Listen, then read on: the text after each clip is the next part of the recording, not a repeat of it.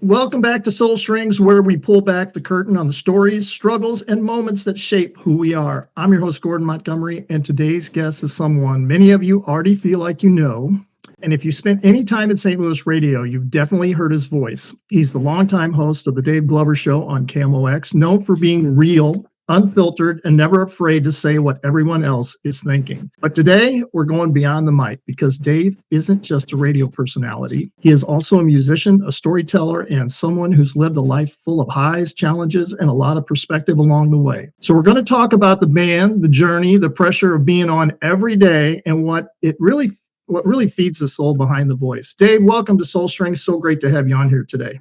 Yeah, great to see you, Gordon. Oh, man, I'll tell you what. Let's go back to the original story. Let's go back to you, back when you were a kid and thinking about what you wanted to do in life. And what was a defining moment from your early life that shaped who you are today? So, speaking musically and really creatively, when I was 5 years old, so you have to know, I love my mom and dad, but I grew up in a very complicated house, very chaotic, like kind of a typical World War II generation kind of thing. A lot of us grew up very whippy. And so I didn't have a lot of room. I had two older siblings, my sister who was 14 years older, my brother Keith was 11 years older. They were both creatives. My sister is an artist. My brother was a musician. And when I came along very late, I wasn't expected at all.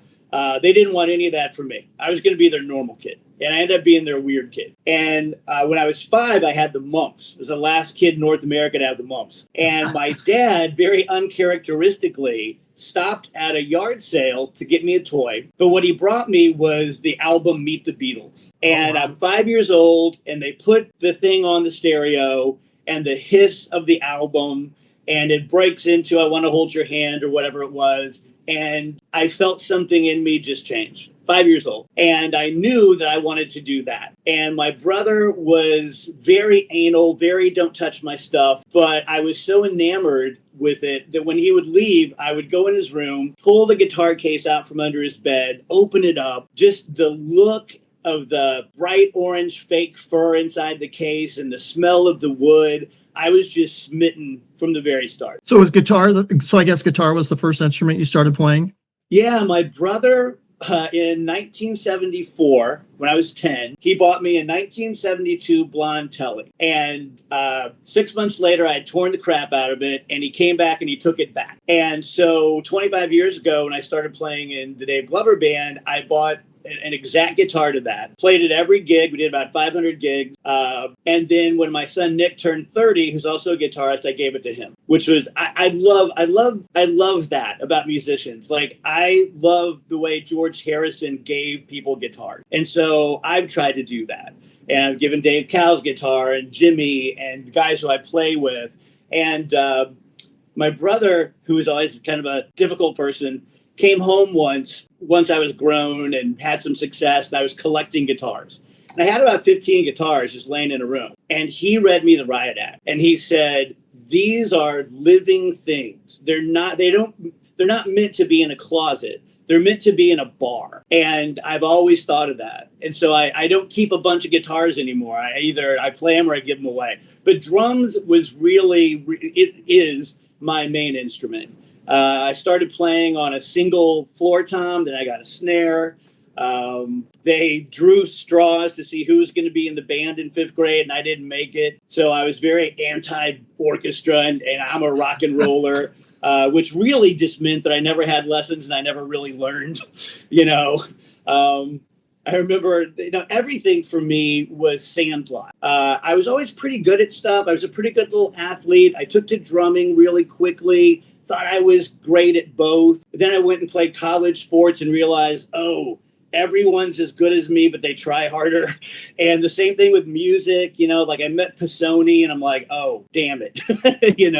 Like he speaks a language that I don't speak, right? I don't have that musical language. I don't know what an F minor seventh is. I don't know how to really do a paradiddle. I just sort of listen and... I'm with you. Yeah. I'm just sort of... Paul McCartney can't read music, so we're in good company, right? Yeah, I've just always been sort of a mimic. Yeah. Yeah, that's awesome. Since we're talking about the band, tell me a little bit about the band, what makes the group special, and tell me how many guys are in the band, who's in the band, and let's talk a little bit about that. Yeah, so my original band was with Dave Cowles and Greg Hulleb and Mark Quinn from El Monstero and Joe Dirt. And then later on, we added Jimmy Griffin. And Jim played with us for about 10 years, and we stopped playing during COVID. So we started a new band, and so it's Dave Cowles again. He's my, life partner. And we have Dave Ryan on bass, who built everyone's amp and fixed everyone's amp. We have Eric Nost on drums. We have Chris Nacarado on guitar. And the one I'm super excited about, because I've been such a fan of his for so long, is Dave Farver, who plays saxophone for El Monstero and is the lead singer of Super Jam. And this is going to sound overly self-deprecating, but you'll get it. Like you said, my life has been highs and lows. And my highs, a lot of them have been that I've been good enough at stuff to make it into the room with people who are really good at stuff. I kind of faked my way through WashU Law School and ended up in rooms with geniuses. And sports. I played with guys who went pro. And in music, I'm playing with Jimmy Griffin and Dave Farver. And it's just been a privilege. It's just a privilege. We have a gig coming up on April 17th at Del Mar Hall, and we're doing a Beatles set. And so we've had 3 or 4 rehearsals, and we had one last night. And I've always, my original Dave Glover band was great, but it's just such a pleasure to play with pros, Like, makes life easy, doesn't it? It really does. Like, I'm used to being in bands like from high school and college, and no one's ready, and everyone's just playing Jump by Van Halen, Yeah. And that always drove me crazy. For being such a weird, quirky, slacker guy, I've always liked practices where you practice. And these guys show up, and the first time we run the song, it's ready to go. It's like, it's crazy. Yeah. And you know what? That's so interesting that you said that, because one of the things as a singer back in the 80s that I hated, because I'm a singer, right? I'm not playing a musical instrument, but was rehearsals. Oh my gosh. It's like, I just want to get on stage and perform. I don't want to do rehearsals. Yeah. But when you're playing with guys, like you said, those rehearsals become really enjoyable because you're just watching these masters at work do stuff that you're like, how do they? I mean, they put it together so quickly and so easily and so effortlessly that It just makes it enjoyable. Well, I've told you this before, but you were a big part of my adolescence, which happened in my 20s. And I had been super, super religious. I toured with a Christian band. I was going to be a minister. And then that all went out the window about halfway through law school. And so I was kind of cosplaying being a badass partier, right? I didn't know what I was doing. But we would go to stages and we would watch you guys play. And you guys were like Bon Jovi and Van Halen all wrapped into one for me, just locally. I thought I was. Yeah, well, you were to me. You had me fooled. So, yeah, but thank you for that. That is a whole era of my life that I love. I don't think I remember you saying that. I don't think I remember you coming out to see us. That's great. That's amazing. Oh, yeah. So, it just goes to show you never know what type of, I don't think I made an impact, but just think people in our lives, we don't realize an impact that we may have made on somebody in time. And then, later on you find that out. It's like, that's crazy. I love that. Absolutely. You know what? Since you brought it up, and this is called Soul Strings, tell me a little bit about that. I mean, tell me a little bit about thinking about being a minister. And it sounds like me and you almost had the same lifestyle a little bit. I grew up in a very strict household. My dad was, couldn't have my hair above an inch above the collar, and we went to church 3 times a week, Sunday morning, Sunday night, Wednesday night. Yeah. And, and it was very strict. And, tell me a little bit about your life as far as that goes and about the ministry and what happened with that. So I've always been a thinker and a seeker and very open to things. And we grew up in the era of In Search Of with Leonard Nimoy and Bigfoot and all this stuff. And but I didn't grow up in a particularly religious household. And when I was about a senior in high school, my girlfriend's uncle was a pastor of an evangelical Assembly of God speaking in tongues and tambourines and the whole thing. And so I became a Christian, and I pretty quickly found a Christian band and great players. And we had a great time for a few years, just touring around and, doing shows with, on the same bill as some of the big, Christian bands back then.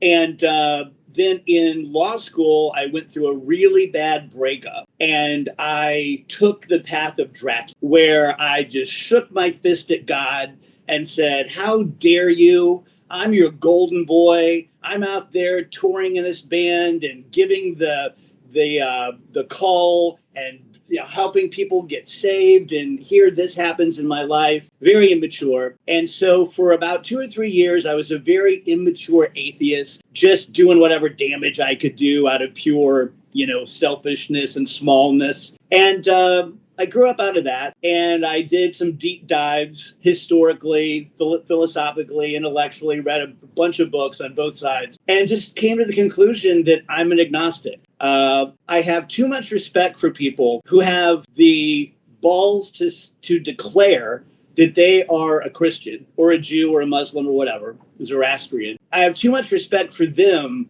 to cosplay that. A lot of people in my industry pretend to be conservative, pretend to be Christian, because it helps them and helps them with their audience. I just try to say, well, here's what it is, and you can like me or not. So I'm a hopeful agnostic. I don't adhere to any of the religions. I pray every day. When I pray, I'll usually say something like, hey, if there's someone out there that can hear my thoughts, I would really like some help. And if it's Jesus, I apologize. Let me in. If it's Zoroaster, tell me about yourself. So I'm still, it's kind of a cliche when people say like, well, I'm an atheist, but I'm spiritual. I'm just open. I don't know. In the true sense of agnosticism, I don't know. And rather than trying to make something up or convince someone of something, I'm just going to kind of ride it out and see where it goes. Well, and that's a great, honest answer. And I believe, I really like how you put that you have too much respect for people who do, profess to be Christians and your friends and people that you do know, and I think that same respect is due to you as well, to believe and to search. It sounds like you're still searching a little bit. Yeah. And whatever God that you think it is, I'm sure he appreciates it, and appreciates that search. And that's when he works on people the most, is when they're searching, seeking, you shall find, Yeah. And I turned 60 last year, and it was a real epiphany for me in a few ways. I have lifelong mental illnesses. I don't know that I've ever really been depressed, although I've been on medication for it. For me, it's mostly anxiety, and it's pretty traceable to my childhood. It's pretty textbook. But my whole life, I've just been very anxious, very ADHD, and just all the classic cliches. I've got them. And in the last couple of years, I've been doing therapy for like 20 years, I realized, oh, you're going to die with it. Like, it's not going to go away. It's not the flu. This is something you're going to have when you're 90. And I might be 90 because my mom just passed away at 97. I'm sorry to hear that. My mom's 95 right now. So yeah, it's amazing. Yeah, I'm sorry to hear about that. It'll be 2 years ago in July. But yeah, I'm going to always have that.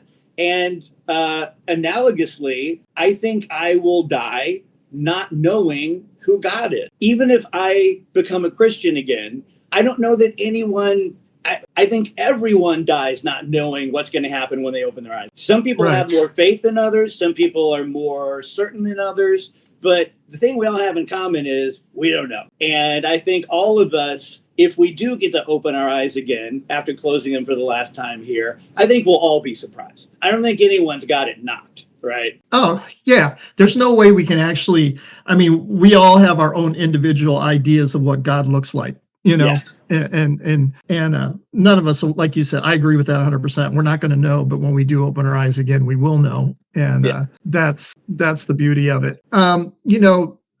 Let's, one thing you talked about your mom, and I do know this a little bit, that you volunteer your time with on hospice with hospice Yeah. people. Tell me a little bit about that.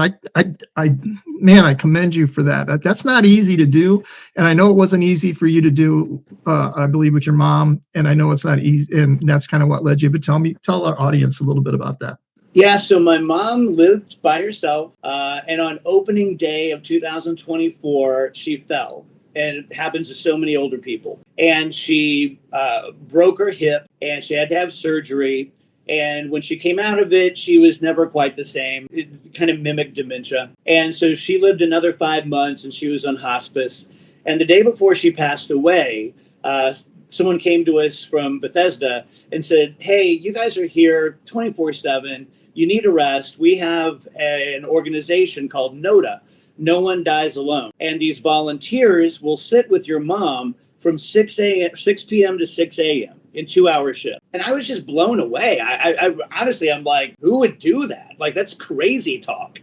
So I went and bought them a bunch of honey buns and sodas and left them, for the volunteers. Well, she passed away that night at 3:30 in the morning with one of the volunteers. And I got a call at 4, "Your mom's passed away." He gave me a big page of, I was playing her violin music and she was peaceful and it meant the world to me. So I decided pretty quickly that I was going to become one of those people. And so I volunteered to become a member of NODA. I took the training, which was extensive. It took a few months. And about a year and a half ago, I started doing two things. I sit vigil, like they did with my mom, with people who are imminently passing away. So I've probably done that, a couple dozen times. And that's amazing. So for 2 hours, you're sitting with someone who could die at any second. And your job is just to make sure they're not alone. I don't want to annoy them. I don't want to be a problem. So I usually put on music. I have a dossier.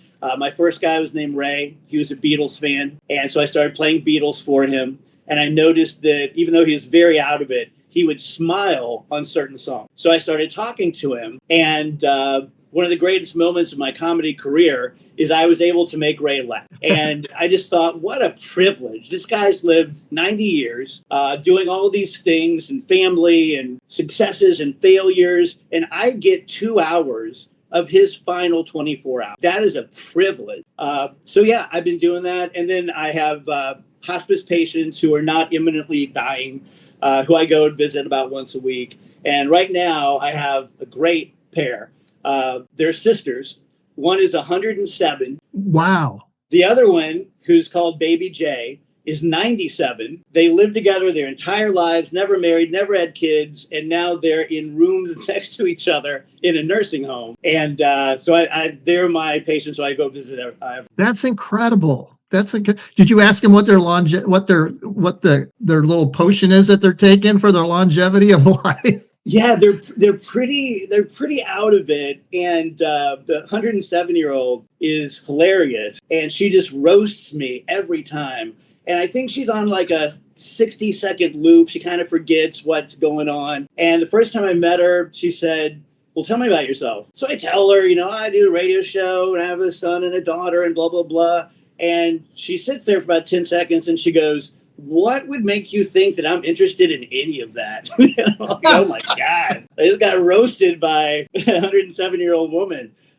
So yeah, and it is difficult. And I did it for 2 reasons. 3. 1, to honor my mom. 2, to try to pay back some of the bad karma I've caused in life, which I have. I ran through it pretty quickly and I bruised a few people. And thirdly, in 25 years of doing my show, I have been given way too much credit for raising money and being philanthropic and all this stuff.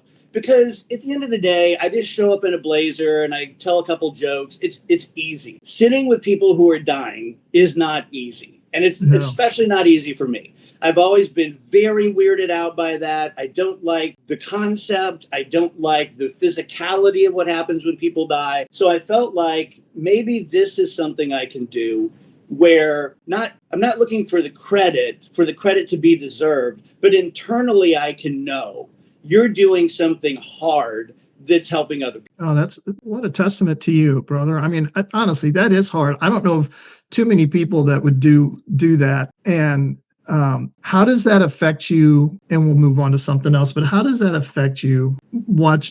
I know you're doing this out of your mom and you're doing it, to help others, but how does that affect you at the end of the day when you go home and then you just sit in silence and think about your day with them? How does that affect you? It's been incredible for me. It's been one of the most remarkable things I've ever had happen to me in my life, because we all 8 billion of us, you never know what's going on with someone behind closed doors, right? Absolutely. They're having trouble in their marriage, they're having trouble at work, they're just completely lost. We all have that stuff. I tend to live mine out a little more out loud on the show and share all those things, just in hopes that it'll help people to know it's everyone. But when you're in that room for 2 hours with the candles lit and the soft music playing, and you're holding their hand or you're brushing their hair, whatever you're doing, nothing matters. I'm not thinking about Donald Trump. I'm not even thinking about my kids. I'm 100% focused on this human life, which has maybe minutes left. And first of all, don't screw it up. Don't do something that's going to cause them anxiety. And like I said, it's just such a privilege. And you drive home changed every single time. You take Right. a little bit of them with you. Well, that John O'Leary, our buddy John O'Leary, Yeah. We both know him.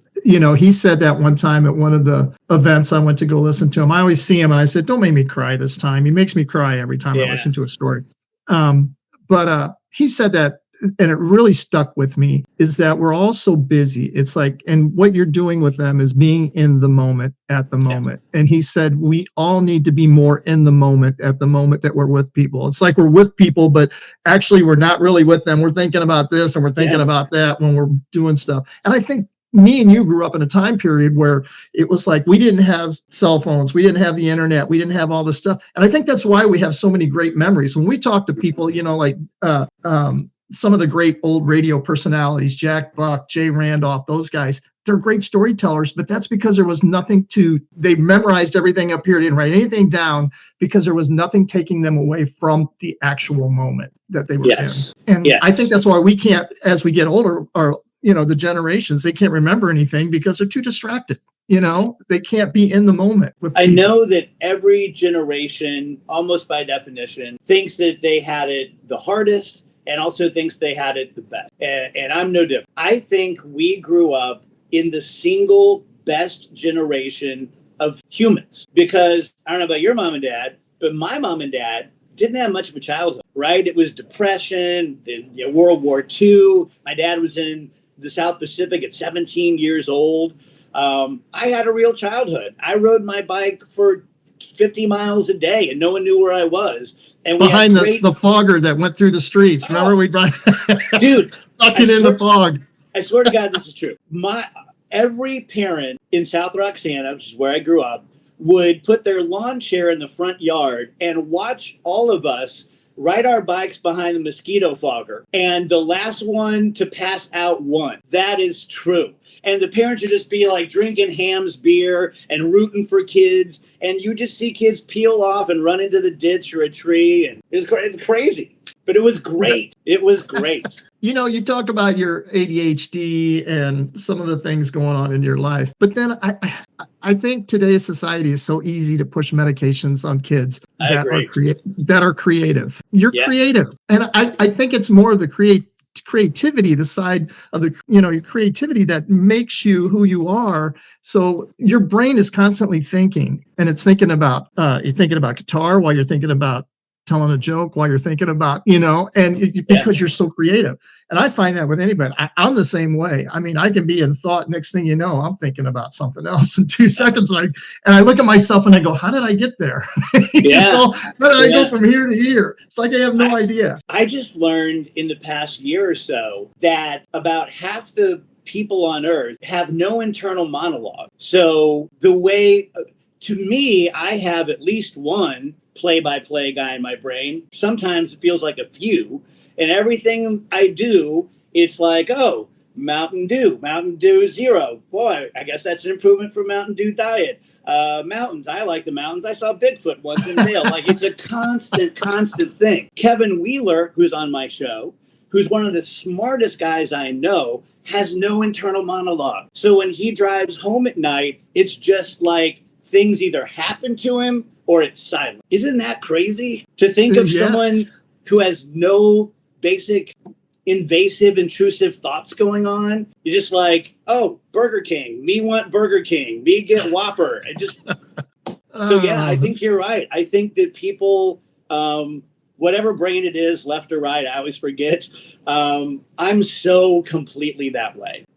Numbers, forget it. I have no head for math. I'm incredibly lazy unless I'm doing something I love, and then I'm a workaholic. Like I just kind of a classic creative. Yeah. Tell me the difference before we get to the band and the show coming up. Tell me the difference between radio versus music. You're behind the mic on both of them. Tell me about that difference for you and what it brings. Yeah, that's a great question. So I would split what I do into 3. So I do the show 4 hours a day, 1 p.m. to 5 p.m. So it's basically 16 little shows. And within each segment of my show, I usually do about 3 different things. So I can just show you, like, here's what a show looks like. It's 1 page of serial killer scribblings. And that's my 4-hour show. And so I just go in. I don't know what I'm going to do until it hits me. So it really is like 4 hours of improv. Then I do stand-up. I do about a 1-hour stand-up show.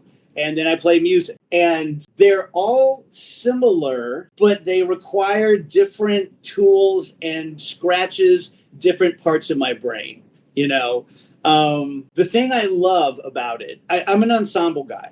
I do perform solo sometimes, but I don't really like it. I'm a teammate. And Jimmy Griffin and I were talking about this, and you'll know exactly what I mean. If you're an active musician, play a lot of gigs, maybe 1 out of every 5 gigs. And it doesn't matter whether you're playing in front of 5,000 people or 5 people. Every now and then, the music gods wake up and they grant you this gift of complete and total locking in. You know what I mean? And it's supernatural. It's not just that you're all playing the right chord. You lock in on like a primordial level, and you just look at each other. And I don't mean to be goofy, but it's almost orgasmic. It's just a feeling in your body that people who never play music will never know. And kind of like a runner's high. You get to a certain point. Yes. So that's my favorite thing about it. I am almost pathologically shy. I'm a very, very shy person. I'm never, ever the most talkative or loudest guy at a table. But I have always had this ability to perform. My brother and my sister were both way more talented than me, but I was the WB frog. I was the one who would just get up there and do impressions for my first grade class, or jump up on stage when I was 3 years old and play tambourine. So a little bit of a disconnect, but in 25 years of doing the radio show and meeting so many creatives, famous musicians and famous actors, a lot of people are like that. There are a lot of WB frogs out there. Oh yeah, I met Howie Mandel years ago when I was still playing in the bands back in the 80s. We went and saw Howie Mandel. It was at the Westport Playhouse, where it was still the turntable style stage. Yeah. Remember? Yeah. And I got to meet Howie Mandel at Bogart's on the Landing. So I'm down there watching. I think I was watching Street Corner Symphony. I was watching the band, and I'm standing there. I went to the show, saw Howie Mandel, went to Bogart's on the Landing, and I'm sitting there watching the band. And I look to my right, and Howie Mandel's standing right next to me. He's got a baseball cap on and a coat, and he's just standing there watching the band. And I look over him and I go, "What's up, Howie?" And he goes, "Hey, man, what's going on?" And I go, "It looks like you're trying to be incognito. I'm going to blow your cover." It's like we sat there and talked for a couple minutes, but he was incredibly shy. Incredibly shy. And I'll never forget the line at the show too. He's standing on the stage, and it's turning. And all of a sudden, he just gets real quiet. Remember, he had that animated little kid type of feel when he was back then. And he goes, "I feel like a piece of lint on a record." That's what he said.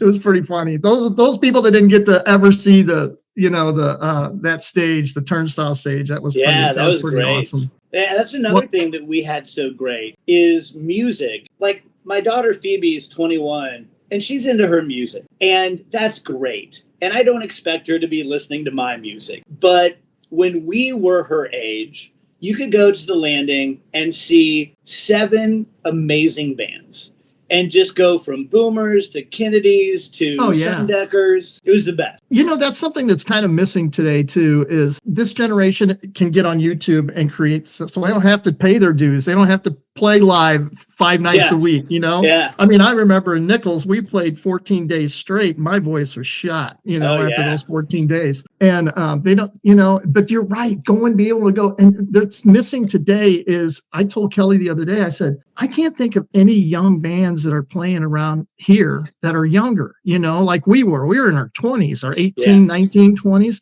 Playing music, and I don't see that today, and it's kind of sad, you know. I agree, and you know they're doing something else. I never see kids playing sandlot football in my neighborhood. They don't know they're even missing it. They're doing something else. My dad probably thought like, oh, why is that kid not rolling a big circle with a stick, you know? And just like, we have other things we're doing. But I just happen to think that live music fills a spot in your soul that nothing else does. And every time I'm at a live music event, seeing one of my buddies, whether it's Steve Ewing or, you know, whoever it happens to be, Al Monstero, I took the whole family this year. No one has ever died thinking, I wish I would have seen less live music. You know? No, absolutely. I mean, get out there and I truly think that there are 5 or 6 things that touch our soul directly, and I think that's one of them. Absolutely. Kelly got on me last year because I was on a mission to see as many concerts as possible. It's like, are we really going to another concert? Yeah. Like, yeah, bought tickets. We're going. We're going. Yeah. All right. So one question, and let's get to the show. Yeah. What's one song, either one that you played or one that you love, that perfectly captures a session of your life? Wow. Probably Dear Prudence. So we do a lot of Beatles. I think more than being a vocalist, I'm more of a mimic. Since I was a kid, I've always been able to do impressions and all this kind of stuff. And 2 things are at work. One, there's this quirk of nature where my singing voice sounds a lot like John Lennon. It just does. Lots of worse than that. So I love doing the Beatles. We do it really well.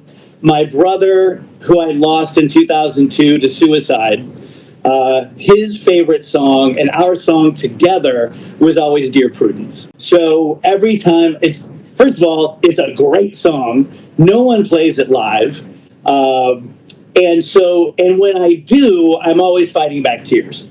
You know, I'm Scottish. I cried every day. So that's probably the song that is the most meaningful to me. I love the most, and I love performing the most. And we'll be doing it at the Del Mar Hall show. Well, thank you for sharing that. I really appreciate that. Let's talk a little bit about, I kind of lost your camera. I don't know what happened, but that's okay. Let's talk about this concert coming up at the Del Mar Hall. I believe it's Friday, April 17th at 8 p.m. I've got the link at the bottom. Go to Ticketmaster to get tickets. So tell us a little bit about that. So this is our first show back. It's our first show with this lineup. And we're going to be doing about 40 minutes of Beatles. We picked out songs you don't typically hear. I have them written down here somewhere. And we'll be doing like Hey Bulldog and Don't Let Me Down and Dear Prudence. I haven't said this on the show. It's kind of like a surprise, but we're also going to be doing I Want You, She's So Heavy from Abbey Road. So it's going to, for Beatles fans, you're going to hear music done very authentically and very respectfully. We're not taking liberties with it. So you'll be able to hear the Beatles in a really authentic sort of sonic way, and hear some really cool songs that most people don't do. Man, there's something about that song, I Want You. I love that song. You know, it's everything. I mean, it's passionate, it's driving, it's kind of sexual. I mean, it's got so much passion in it. I love it. Yeah, it's really cool. A lot of people say it's the first heavy metal song. Wow. I didn't know that. Yeah. Dave, thank you so much for being on the show today. We look forward to coming and seeing you at the show. I just appreciate your time. I appreciate everything you do. It's so great to talk to you, and the compassion that you have on some of the things that you do, like the hospice work. And you've been through a lot of ups and downs, and you're very creative. And I admire you, and I'm just grateful for your time today. Thank you. Well, thank you, man. You guys have been great to me and great to me in my career. I really appreciate it. And I appreciate your thoughts. And again, on one of my show sheets, I wrote down, what the F is this? Like, about life. Just what are we doing? I think it was when Artemis 2 took the pictures of the Earth. And you're like, every single thing that's ever happened, every worry I have, every giant mountain I have to climb is on this tiny little speck of dust out in the middle of nowhere. It really puts it in perspective. So if my show is anything, or playing in the band, or stand-up, whatever it is, and this is going to sound very schmaltzy, but as a musician, if you think of life on Earth just being this one giant harmony, it wouldn't be the same harmony without your voice, without your note. And when my brother took his own life, that's one of the first things I thought was that note is gone from my chord. And so what I try to do is add my note to this grand harmony and try to be an example for people that it doesn't have to be a perfect note. It can be dissonant, it can be sharp, it can be flat, major, minor. Whatever your note is what it is. Don't try to change it. And I know that sounds like big and dramatic and schmaltzy, but that's just kind of the way my brain works. No, I love that. And you know what the beauty about music? The beauty about music is, even though those people are gone, their notes and music continue to go on in our lives. And that's a part of them that just is instilled in us that will never go away. And you'll transition that to your kids and their kids to their kids and so on. So you're so right on that. Yeah. Well, thank you, man. I really appreciate this. I appreciate you, and have a great show. Have a great show today too, right. On the air. Thanks, Dave. Appreciate you, brother. See you, brother. All right. Bye-bye.